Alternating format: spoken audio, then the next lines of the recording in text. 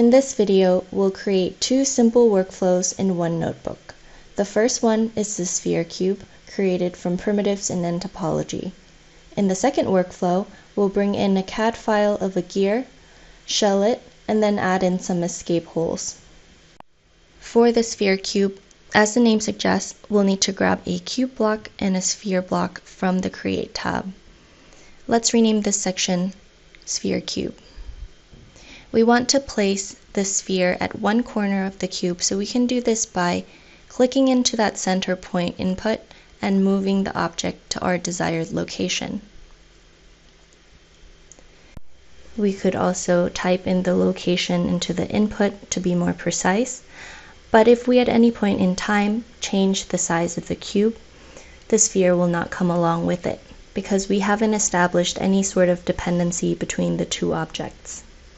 To do this, we have to go into the property panel of the cube and then select a property chip such as the max point or the min point and drag that into our center point input of the sphere. Now if we change the size of the cube and click out of it to compute, then the sphere will come along with it. We could also make sure that the ratio of the size between the two objects stay the same. For example, having the radius be half the size of the cube. And to do this, we can type directly into that input, divide, to grab the math block. And then for the operand A, use the size of the cube. We'll rename it to cube size. And then put it into operand A and divide by 2. Now, no matter what size we change it to, the ratio will stay the same. Let's now change the display color of the two objects.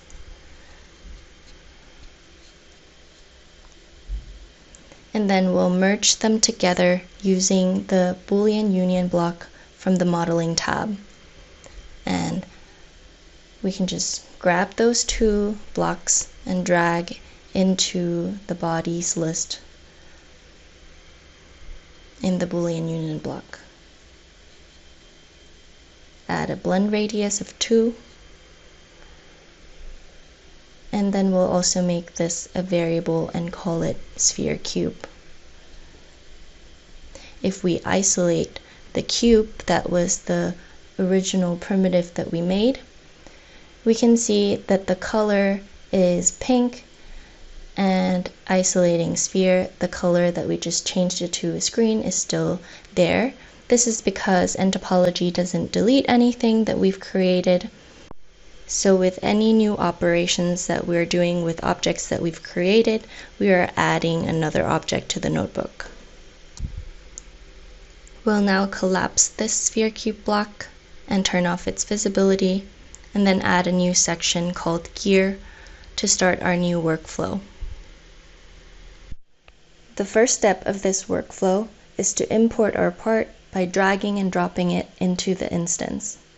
The part isn't visible on the screen right now, so we can press Z on the keyboard to bring it into view. We'll then double-click on the part to select the whole body, then right-click and choose Convert to Implicit Body. We'll rename this variable Gear. And since we don't need to work with any of the parameters in these two blocks, we can collapse them. Now, to shell this part, we need to grab the shell block from the Modeling tab. We'll drag in the Gear implicit body as the input, and we'll use a thickness of 1 mm in the inward direction. If we isolate this shell by pressing I on the keyboard with block selected, and then press X to see the section cut, we can see that we now have this gear part that is shelled out. So we can go to the block, right-click, and make this a variable, and name it shelled gear. Next, we'll add holes on this top surface of the shelled gear. To do this, we'll create a series of cylinders, which we will then use to Boolean subtract from the shell we've just created. So we'll grab that cylinder block from the Create tab, and we can play around and change the location of it by clicking into each input and then using this gimbal to drag the cylinder to the location that we want. Let's also change the radius to 2 millimeters. And we can keep adjusting point 1 and point 2, which are the start and end points of the cylinder, until it's at the position we want. Then clean up these numbers a little bit.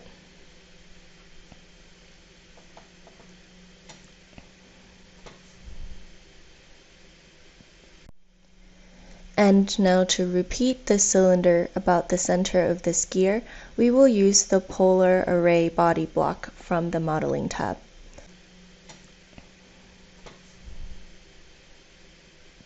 And I will put in 9 counts with 40-degree angular spacing between each body. Then define the axis by double-clicking into the axis input and select axis. And we don't have to do anything here, because if we turn on the visibility of that axis, we can see that it's already at the center where we want the cylinders to revolve around. So we can go ahead and right-click on the polar array body block, make it a variable, and call it cylinders. Then we'll grab that Boolean subtract block and bring in our cylinders as the subtraction body that we will subtract from the shelled gear, the primary body. And now we've created those holes, but we also need to make sure that these cylinders aren't also subtracting away any other parts of the shell other than where we want those holes. So we can adjust the length of these cylinders to be a little bit shorter and maybe with a smaller radius. We can make this radius a variable as well if we want to be able to come back and easily change their size, and we can call this radius of holes. And since we now have our shelled part with the escape holes, we can go to that Boolean subtract block, right click, make it a variable, and then call this final part. If we want to, we can quickly check the percentage weight savings achieved with this workflow by going to the lightweighting tab and adding this weight savings block to the notebook. All we have to do is bring in our final part as the lightweighted body and grab the initial gear implicit body for the original body. And this tells us that this workflow reduced the weight of our part by 58.8%. If I want to be able to see the before and after side by side, I can go to the Utilities tab to transform and bring in this Translate Object block. I'll right-click on the final part block and choose Remove Variable Contents. Drag that content into the Translate block and give it a vector value. In this case, I'll move it 50 millimeters in the positive Y direction, and then press Enter to compute.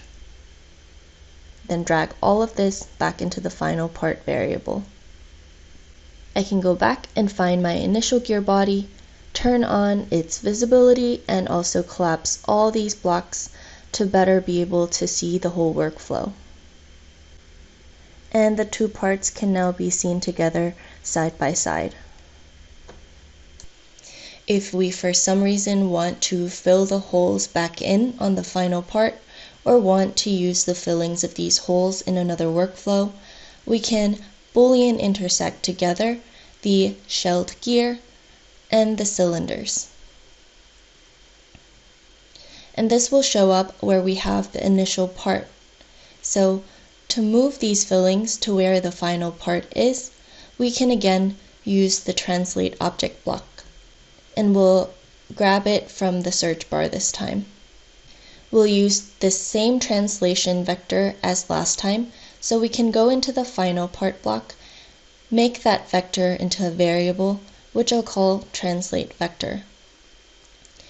We'll bring that into our new Translate block and also drag in that Boolean intersect. Now we can right-click and make this whole thing a variable and rename it Whole Fillings. I'll isolate this block to only see it at the new location, turn the final part's visibility back on to check, and the fillings are now where the holes are. Let's turn the visibility of the original gear back on, and pressing X on the keyboard, we can look at the cross-section of both bodies at the same time.